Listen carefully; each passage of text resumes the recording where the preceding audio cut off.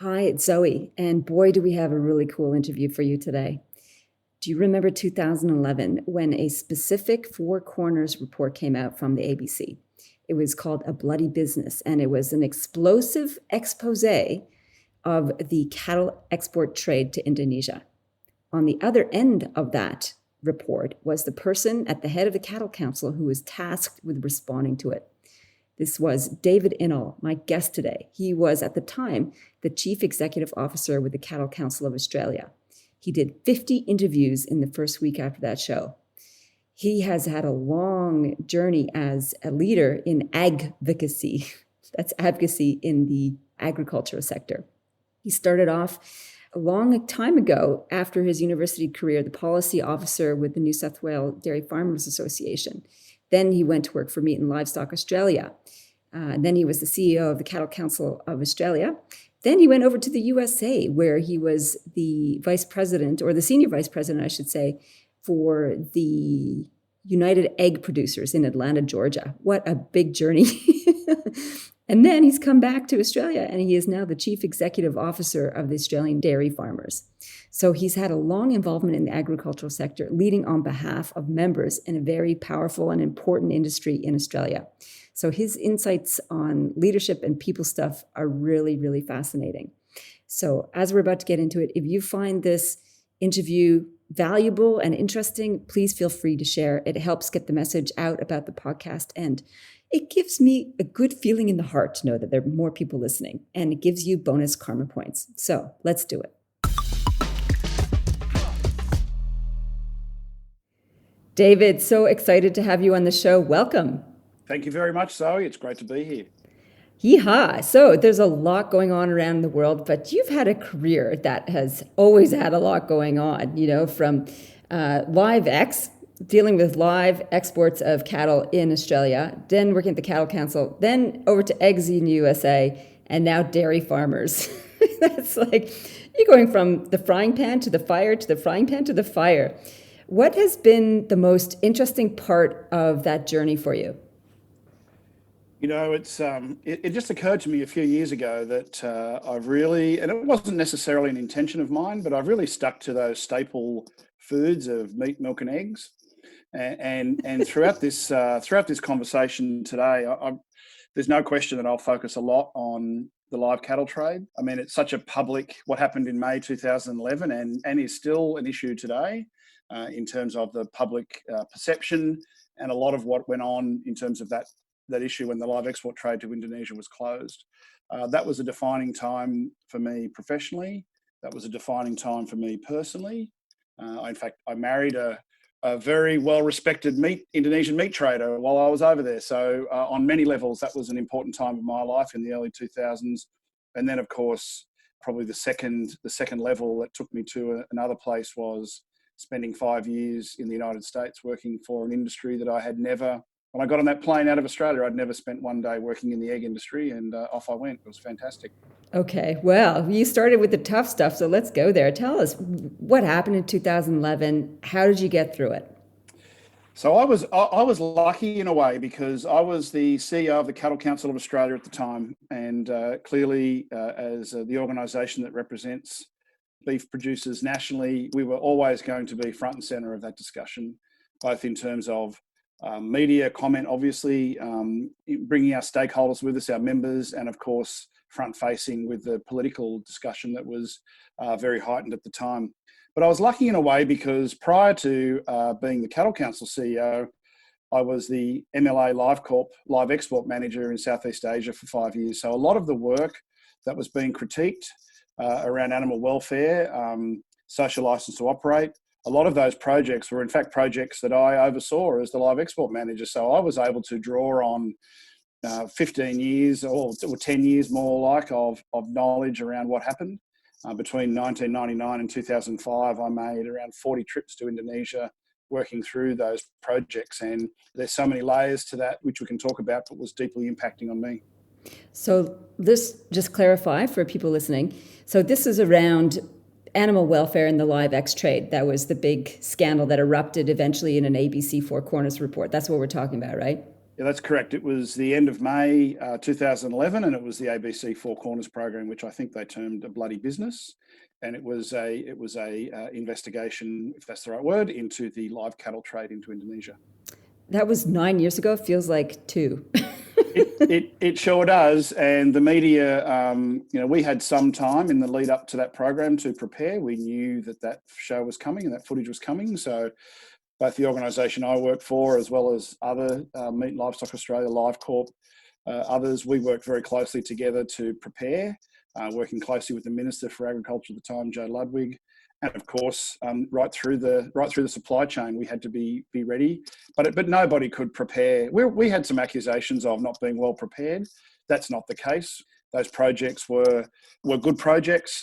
There was good people working on those projects, but nobody could prepare for what came as a result of that program. Oh, yeah, it was enormous. Live X-Trade got slammed. Anybody who was in the animal production industry got slammed as any sort of bastard, basically. And as the person leading the industry, how did you make it through that? I mean, you said you had time to prepare, but then there's the backlash and the fallout and having to stand up day to day with the media and the accusations. That takes a huge personal toll. How did you get through all that? Yeah, it's just about being really true to the message. We always answered every question. Of course, we answered them honestly. We had detail. We understood the subject matter very clearly.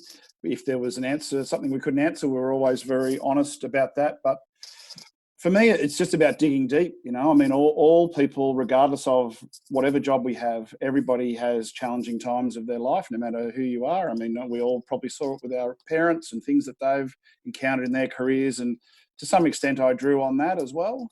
And I saw my parents had their careers. My father was a policeman, my mother was a teacher, and I learnt from them as to how they got through difficult times. So I found myself reflecting on some childhood experiences as well. But the media was difficult. There's no question. The questions were tough. They were really painting farming representatives like me as being bad people who knew all about this and were trying to cover it up. There was nothing that we were covering up. That's the reason I would often just say in the media, that's why we were over there. That's why we're running programs. We know that animal welfare needs to improve. There were people would call the office, send nasty emails. Some people saying that they hoped that we would suffer a similar fate to the cattle. It was a bad time. Absolutely, they did. But we had good people around us, and I think for us, it was about the camaraderie of industry spokespeople, our respective staff. What's important here, and this will be something I'll also cover during our discussion today, is if you've got a good team around you, it allows people in those leadership positions to step outside the daily business, the business of the business for, in this case, a few months, and be involved in what was a high-level issues management challenge, while the rest of the staff were able to keep the business chugging along. So it's so important to have good people around you. What did you learn through that experience? I've learnt that it's horrifying how people can be nasty to someone they've never even met. While I personally didn't suffer too much of that, I've heard, I'm aware of some messages that other people in the live export trade received at the time, and I've heard some of them on mobile phones, and I can't comprehend how somebody would ring a complete stranger and say such appalling things. But, we have a good relationship with Indonesia. The trade is strong, and the trade remained strong throughout. So it wasn't soon after that program where I was up in Indonesia and meeting with the affected people in terms of, because the trade was closed, meeting with farmers and station owners in Northern Territory within a week of the program. Where I was in Katherine, the Northern Territory, having a very heartfelt and emotional meeting with Northern Territory cattlemen. And in fact, I spent the day in the Australian ambassador's home in Jakarta, the day the trade opened, with Kevin Rudd and his team preparing those media statements. So bouncing between those issues over a course of just a few weeks was as challenging, but I felt like the 15 or 20 years of my career that had got me to that point was able to see me through, and I look back on it with some pride.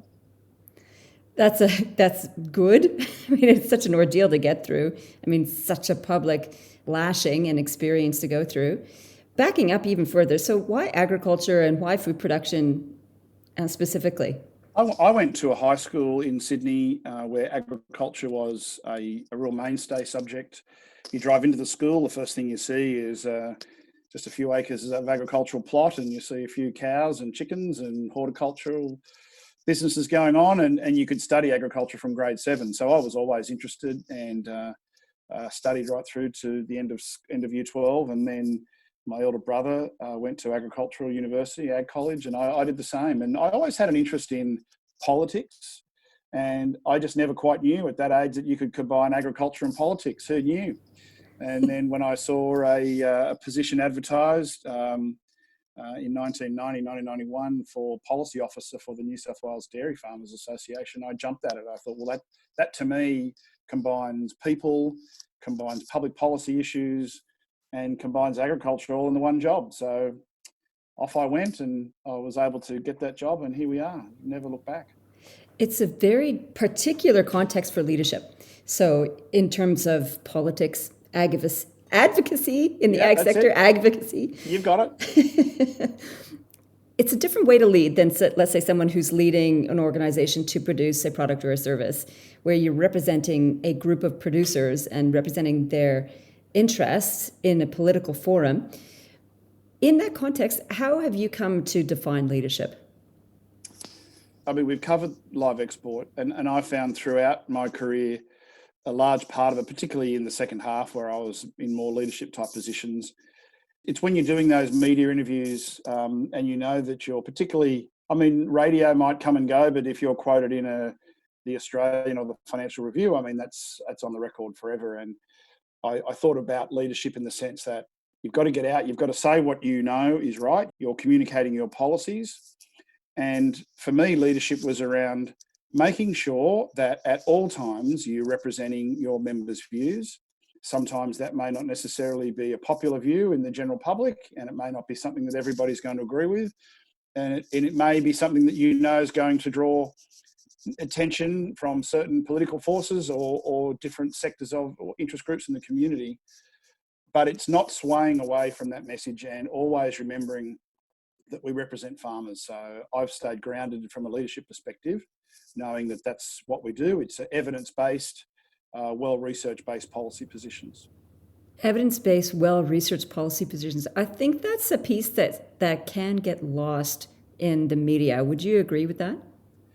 Yes, it can. And we certainly have seen that's becoming increasingly challenging as farming organisations continue to change, and both at state and federal level, we're finding ourselves a bit more financially under pressure than maybe we used to be. So organisations like ours typically employ less people than they used to. So the issues are bigger. You know, we've got the internet, we've got email, you've got 24-hour news cycle. But most organisations I know are employing half the amount of staff that they probably did 10, 15, 20 years ago. So in that context, we've got this inversion where I feel like there's a lot more pressure. You have to be so much more responsive. Fact checking, obviously, it's pretty easy with the internet to fact check everything you say, and that's okay. We stand by that. But we don't have teams of policy people behind us.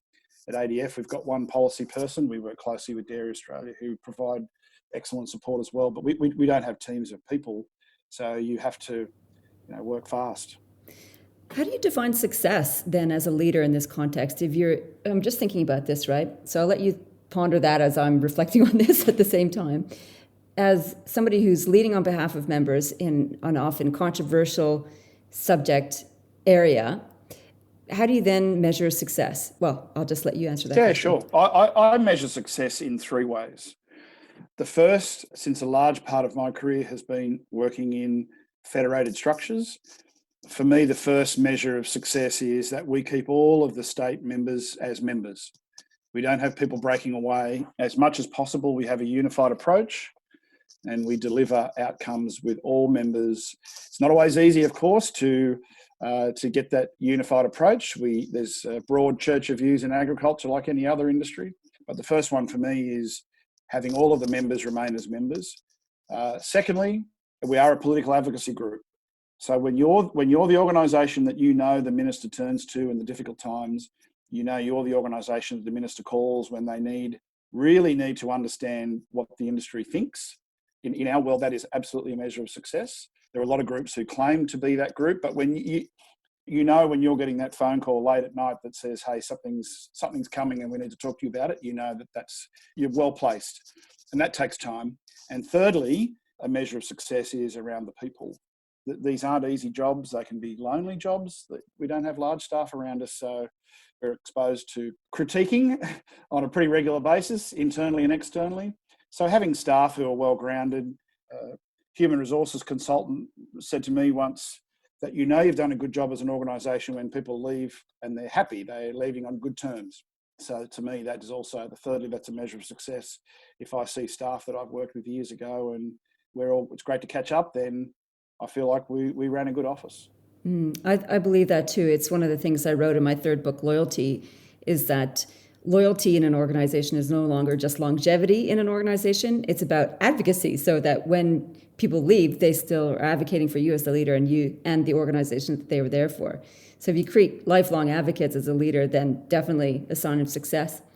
One of the things you mentioned earlier was a sense of camaraderie got you through the tough times, especially when there was so much scrutiny. How do you foster camaraderie in your teams? Yeah, that's, sadly, sometimes that comes around crises, that's, we find ourselves in difficult times. I like to get around the whiteboard as much as we can. Staff meetings can sometimes be just a little clinical, but whenever it's important, I use the phrase watercooler. And at any moment, if something's going on, we'll sit around the watercooler, metaphorically speaking, as a staff, and just say, hey, just came out of this meeting, we've got this particular issue we need to work on. What do you think about this? What if we approach it this way? Let's brief the members this way. Let's get some real conversation going here. Here's some support that we need. It's about also building a coalition of the willing. It's I'm a big believer in the phrase, people support what they help build. So it's having people both internally and externally walking with you. It's not always possible and you don't always get it right. And I've taken enough phone calls with people who feel frustrated or left out. So I get that. We have many, many, many stakeholders and not a lot of people to take those calls. But I build camaraderie by, I think, catching up with people who that they need to talk about something and they know that they need to bounce something and feeling like that they can just talk at any time on what's worrying them, or they came back from Canberra and they can really sense that there's an issue brewing.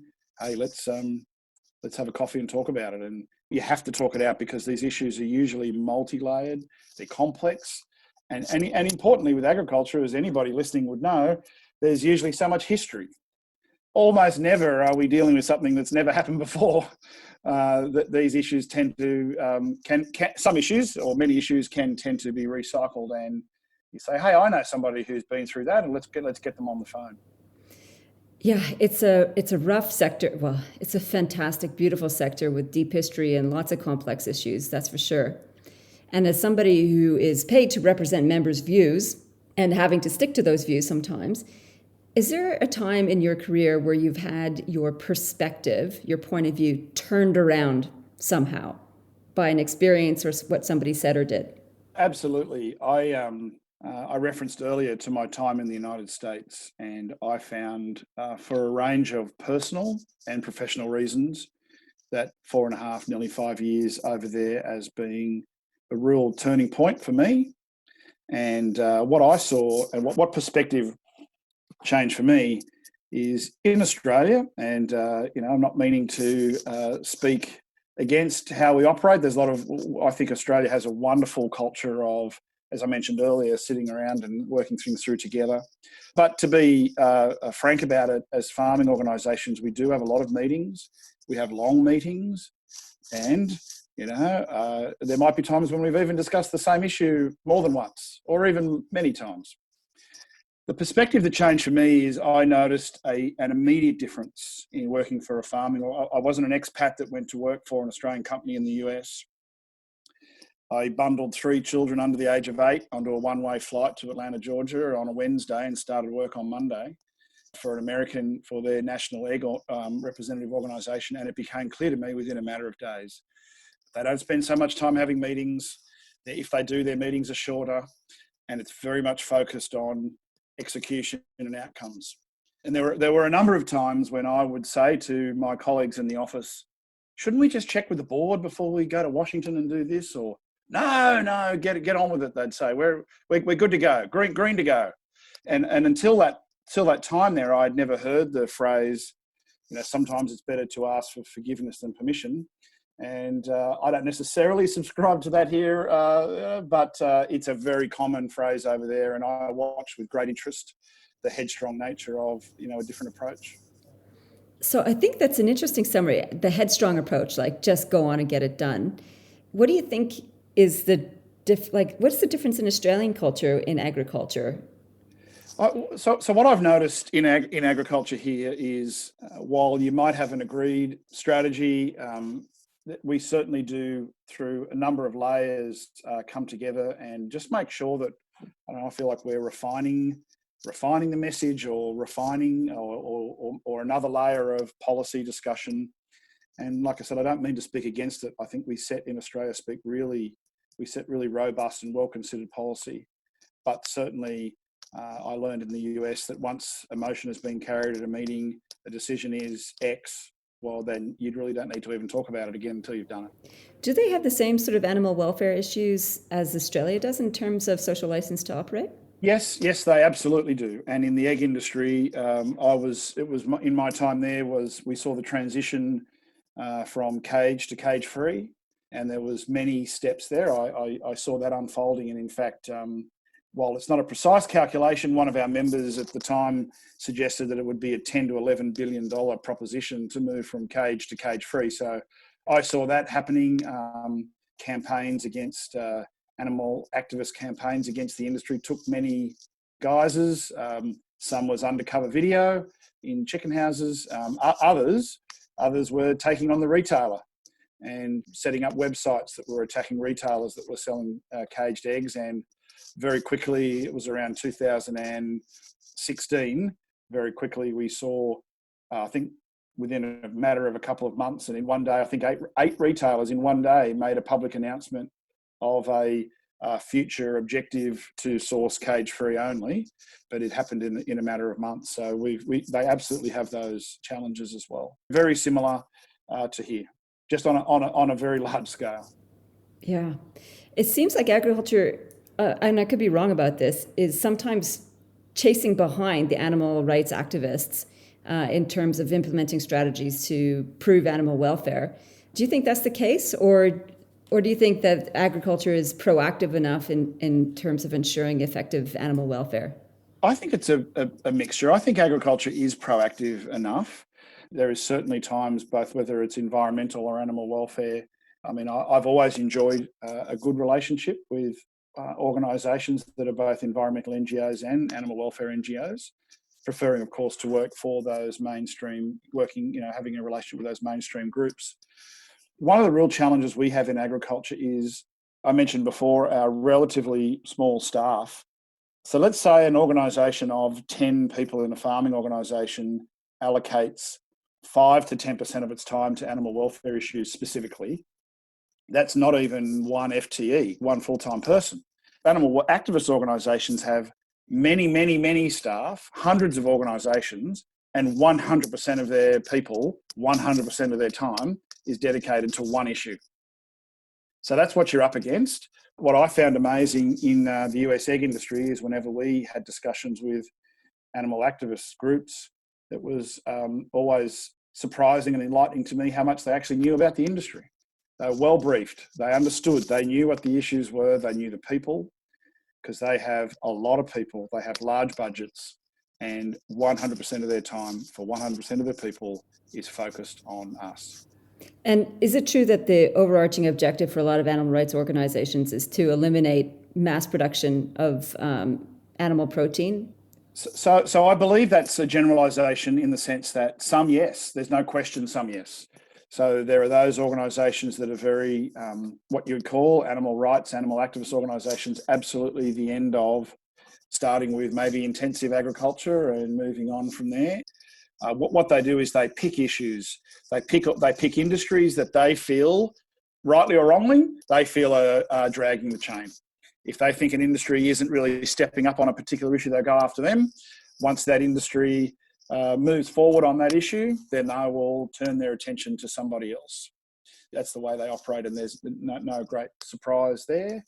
But I think agriculture it has to be, I mean, the cage-free issue with the egg industry is interesting because back in the 50s and 60s, egg farmers, they were cage-free. They took chickens off the ground for food safety reasons and put them in cages for food safety reasons. And now they've had to redesign their whole production systems to put them back on the ground again. So it's kind of gone full circle in that sense. A little bit of a shift away from animal welfare now and back to leadership.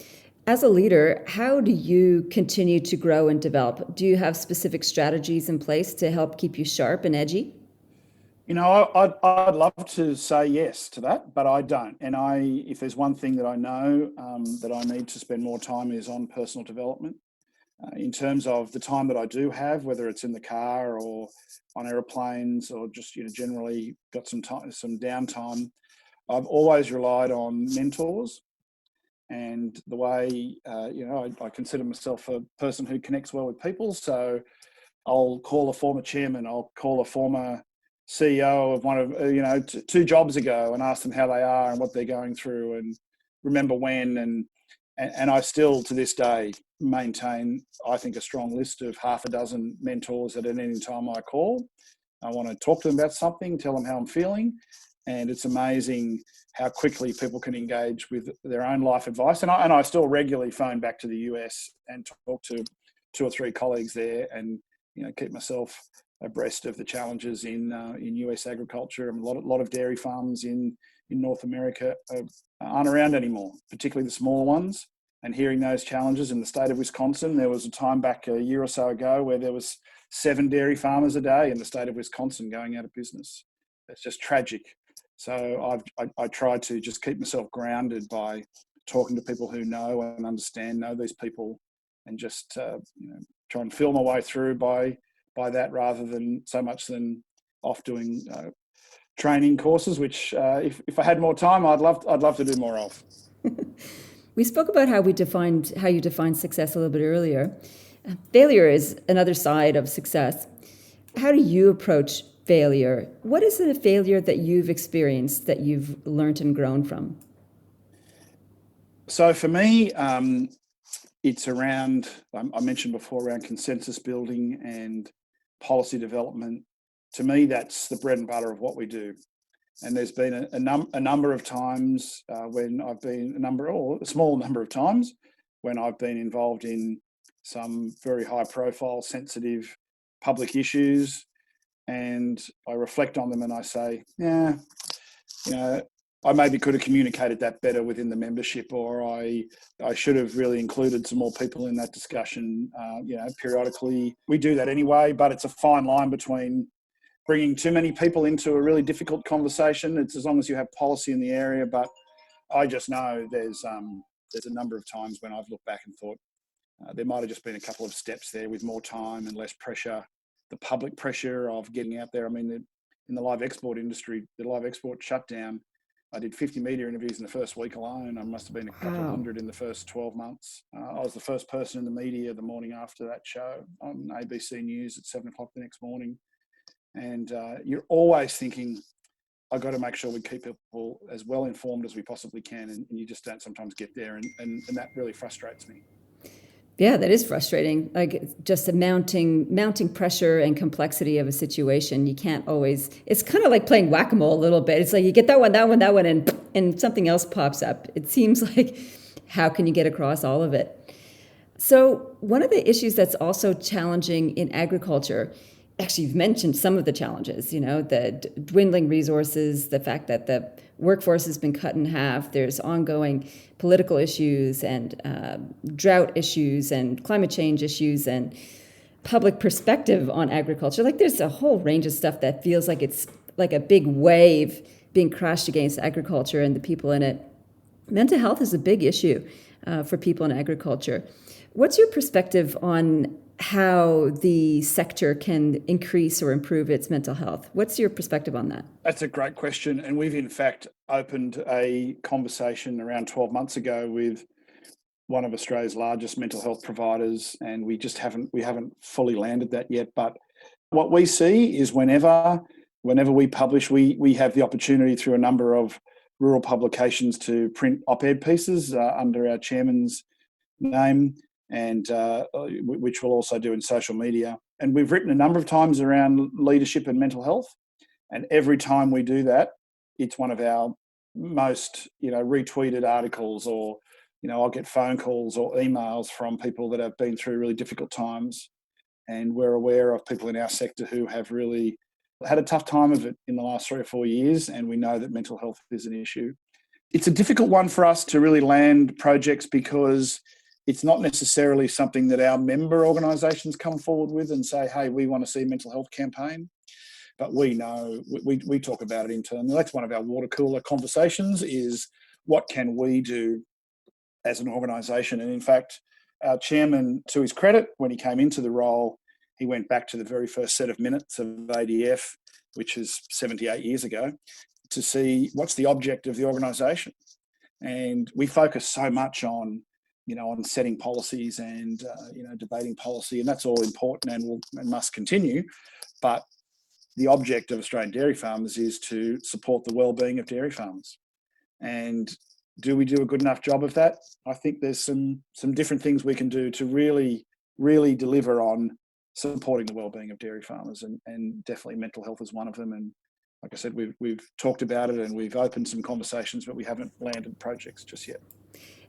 It's a really tough one because a lot of people go into farming because they like the fact that they can be more isolated. You're free from politics of an office, mostly, sometimes, and it really feeds an independent spirit in some ways. But that independent spirit is also the thing that can be its Achilles heel. As you mentioned, like one of the things that supported you through a crisis is that sense of camaraderie. And when you're in farming, sometimes you're far flung from your comrades. It's hard to get that sense of camaraderie when physical distance keeps you apart. And that along with it must be a stoic farmer is another myth, I think, that's perpetuated in the psyche of the Australian agriculture ethos.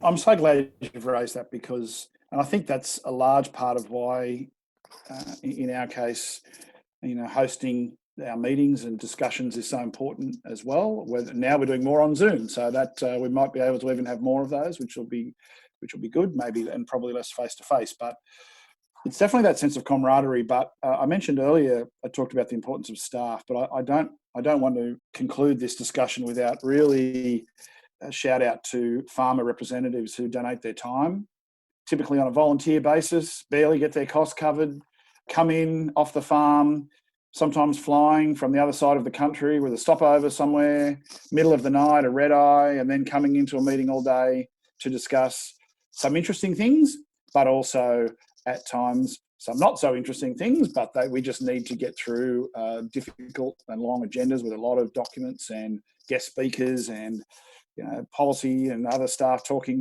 They might think we're talking at them, not meaning to. So these organisations, we're a bit like the parliament of the dairy industry in a way, and we rely on farming organisations to send us delegates who engage and donate their time, and they all donate their time. They're very generous with their time. No matter when we convene a teleconference or a meeting, they're there. The absolute energy in which they lean into that. Nothing makes me angrier than seeing media criticising the general direction of our organisations when you know that the farmers that set our policy just put their heart and soul into it, and sometimes to their personal criticism for doing so. It's absolutely unfair, and I don't like seeing people knocked like that, because I'm yet to meet any farmer delegate who really doesn't have the best interest of agriculture at heart. I agree with that. Every single person that I've had the privilege to meet who works in agriculture in many, many different industries has been so committed and passionate to their work. And it's not just a 9-to-5 job. It's a lifestyle. It's a whole way of being.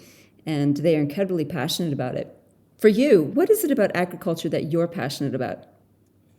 I really enjoy the richness of the issues. I love the fact that every morning you wake up, you don't really know. You might have a list in front of you, and you might have a calendar of meetings and things that you need to do, but there's always going to be twists and turns that come your way.